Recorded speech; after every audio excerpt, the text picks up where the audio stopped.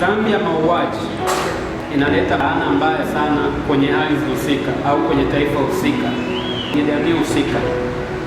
Hili ni angalizo kwa wakazi wote wa Mbeya, hususan wenyeji wa Uyole. Kwa nini? Vifo vya mauaji vimekuwa vingi sana. Ulimwengu wa roho, takwimu za watoto waliouawa, mimba zilizotolewa ni nyingi kupita.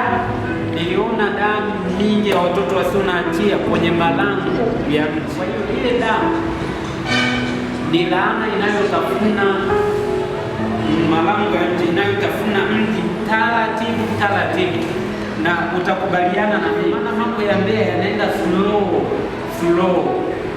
Yamkini kunaweza kukawa kuna sababu nyingi, ninakubaliana na wewe, ila Mbeya hasa Uyole, hii ni rekodi.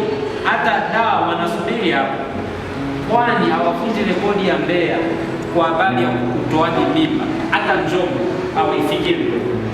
Umeshiriki kumwambia mtu yoyote atoe mimba tu?